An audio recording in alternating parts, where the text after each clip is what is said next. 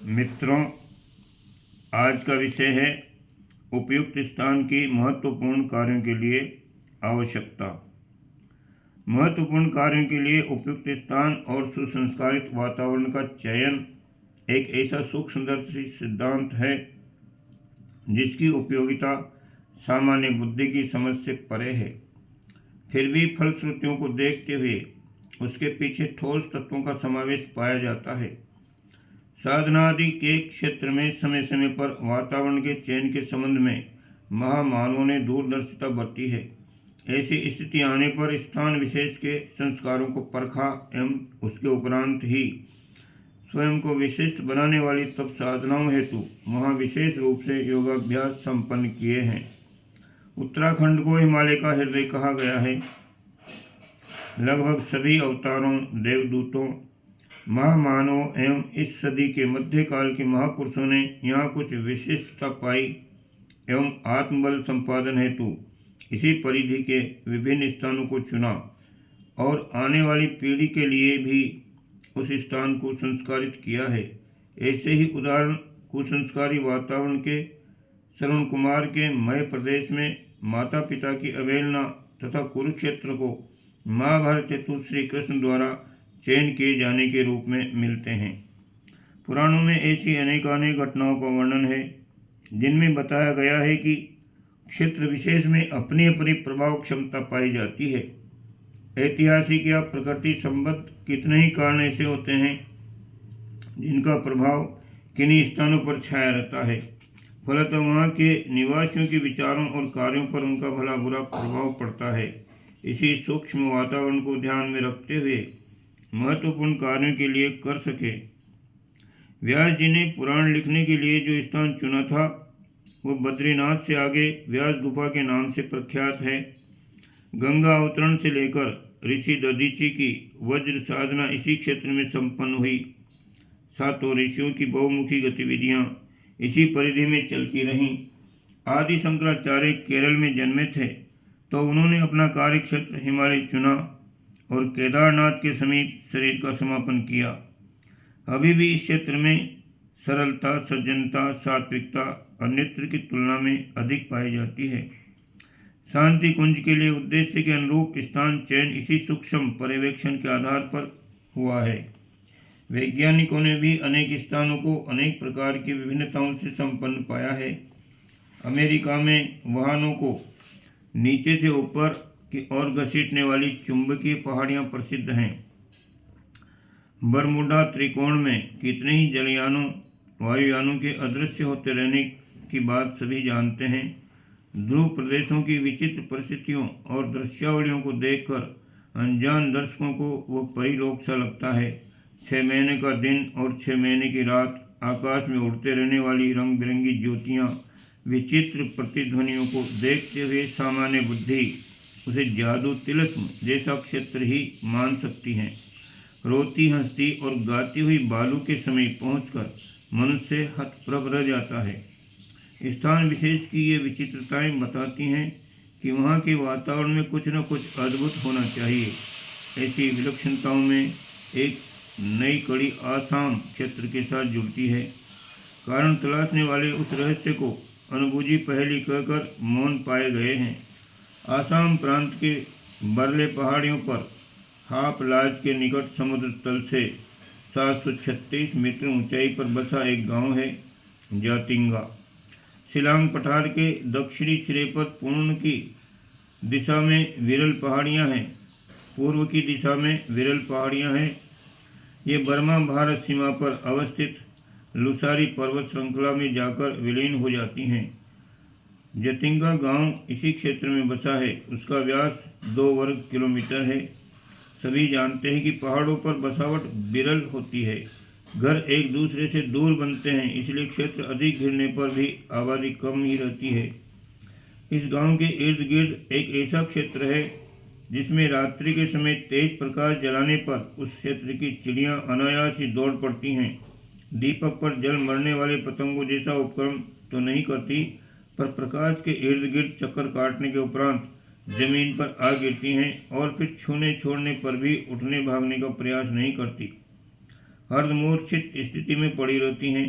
चीखने चिल्लाने बचने भागने जैसा प्रयास उनका तनिक भी नहीं होता। प्रकाश में कभी कभी कोई टकरा भी जाती हैं, पर उनसे ऐसा कुछ नहीं होता जिसे जलने झुलसने जैसा कहा जा सके। ऐसा क्यों होता है? उसी गांव के इर्द गिर्द ऐसा घटनाक्रम क्यों चलता है? उस क्षेत्र में अन्यत्र ऐसा क्यों नहीं होता? इन प्रश्नों का विगत 80 वर्षों से कोई समाधान कारक उत्तर नहीं मिल सका है। जतिंगा गांव सन 1895 में एक बर्मी नस्ल के सुचेंग नामक व्यक्ति ने बसाया था। उसके निमंत्रण पर समीपवर्ती गांववासी जयंतियापुर से आकर वहाँ अधिक सुविधा देखकर बसने लगे और आबादी इतनी हो गई जिसे गांव कहा जा सके। सन 1905 के सितंबर की बात है। गांव के लोग खोई भैंसों की तलाश के लिए निकले थे। अंधेरी रात में मसालें जलाकर चलना आवश्यक था। वही किया गया। भैंसें ढूंढने के प्रयास को अवरुद्ध करता हुआ एक नया घटनाक्रम इसी बीच घटित होने लगता। रात्रि के सन्नाटे में अपने घोंसले से निकलकर ढेरों चिड़ियाँ उन मसालों के इर्द गिर्द चक्कर काटने लगीं और कुछ देर मंडराने के बाद धरती पर ढेले की तरह गिरने लगीं। ऐसा कौतुक उन लोगों ने पहले भी नहीं देखा था। समझे कोई प्रेत आत्माएं उन्हें डराने के लिए इस प्रकार प्रकट हो रही हैं, इसलिए और कुछ तो न सूझा। जोर जोर से हल्ला मचाकर उन्हें भगाने का प्रयत्न करते रहे। उल्टे पैरों भागे और घरों में जाकर छिप गए। सवेरा होने पर रात्रि वाले स्थान पर वे लोग कारण का पता लगाने की दृष्टि से फिर पहुंचे। देखा कि कितनी ही चिड़ियाँ उस स्थान पर मूर्छित जैसी पड़ी हैं। उलट पुलट कर देखने पर जब प्रेत आत्माएं न होकर मात्र चिड़ियाँ ही मान ली गई, तब ये सोचा जाने लगा कि आखिर ऐसा होता क्यों है।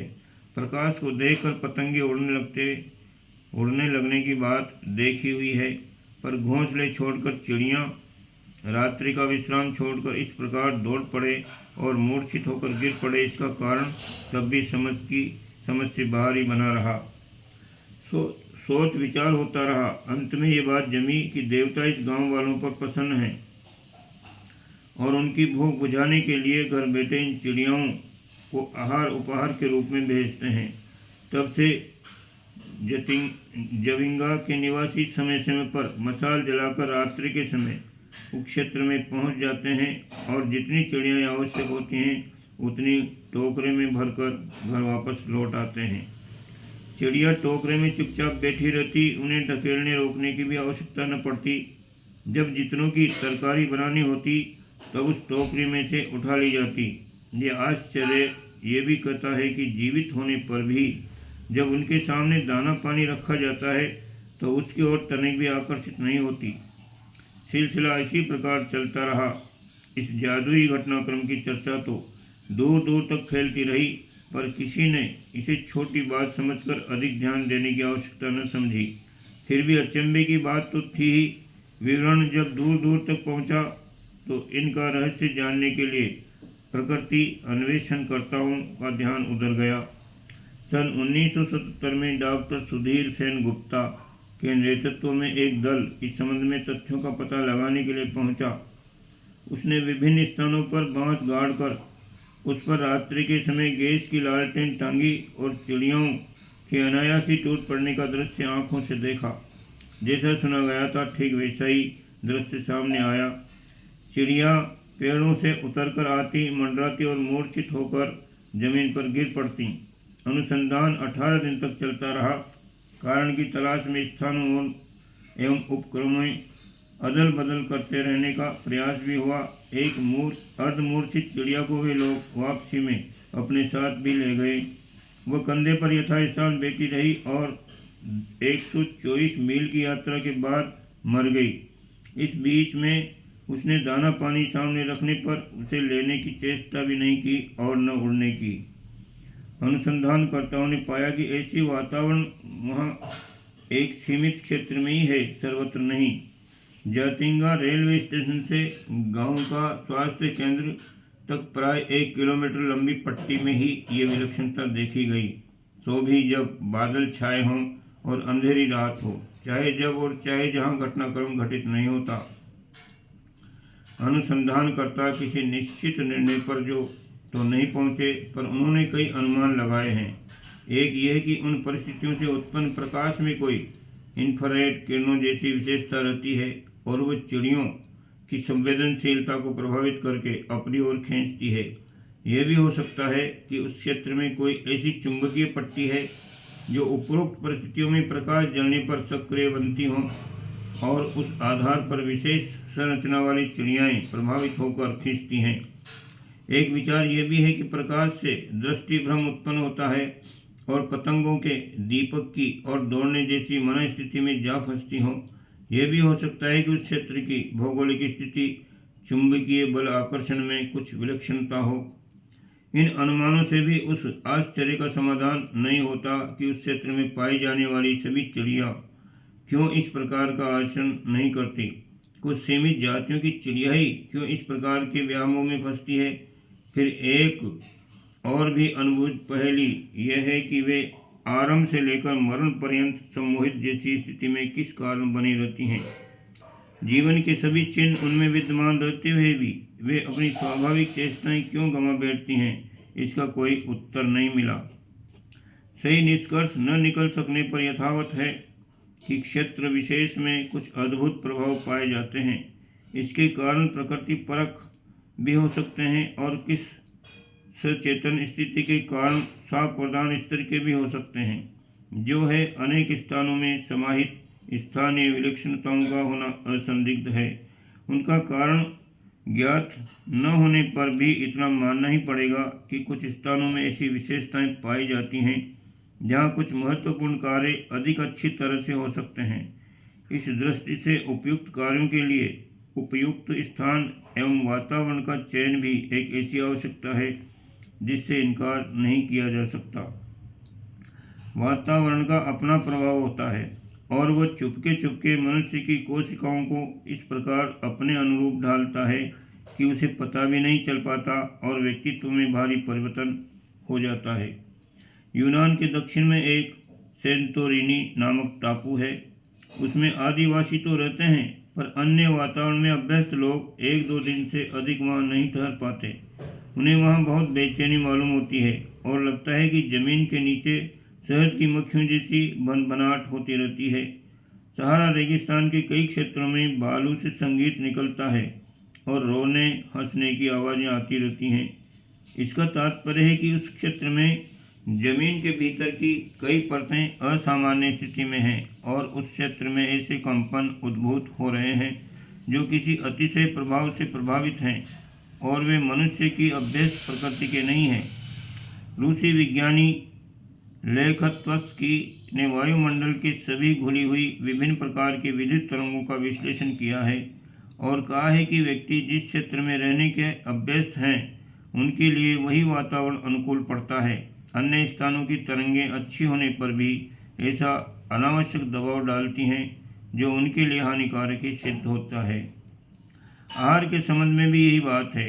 जिन क्षेत्रों ज्वार, बाजरा, मक्का जैसी फसलें बहुलता से उत्पन्न होती हैं उनके लिए वही अन्न शरीर के अनुकूल और उपयोगी सिद्ध होते हैं, जबकि गेहूँ चावल खाए जाने वाले क्षेत्रों में उनकी उपयोगिता वैसी नहीं रह जाती।